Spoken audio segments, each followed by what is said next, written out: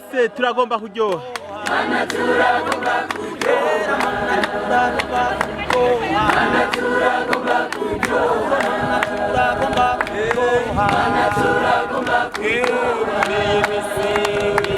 Muri misi, mana muri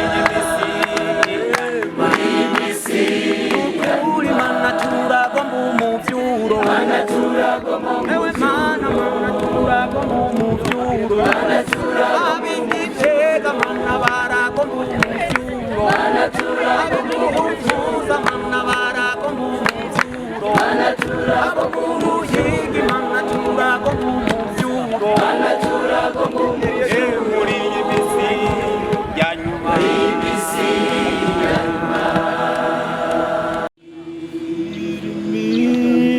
Feed me, Holy Spirit, feed me. My heart I give you praise. Feed me, feed me, feed me, feed me. Holy Spirit, feed me. In my heart I give you praise. Feed me. Hallelujah. We need to be controlled by the Holy Spirit. Yes. These days are so difficult to travel in this day. Yes. That's why, as a student of BSSU, we need the fire and the power of the Holy Spirit in our hearts. Because there are so many sins. There are so many people who have abandoned this journey of going in heaven. But for us, we need to continue. That's why we are praying through this chorus.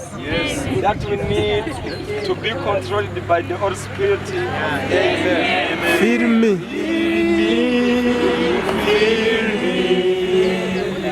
Holy Spirit, feed me. In my heart I give you praise. Sing again, sing again. Feed me. Feed me. All voices, all voices. Holy Spirit, feed me. In my heart I give you praise. Let us sing again. Feed me. Feed me. Feed me. Holy Spirit, feed me. In my heart I give you praise. Feed me.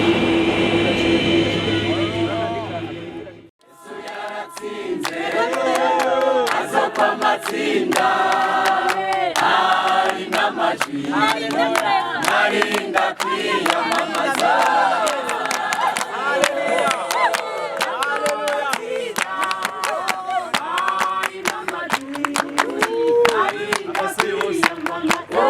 Yesu yaratsinze azokwa matsinda ari n'amajwi narinda kwiyamamaza.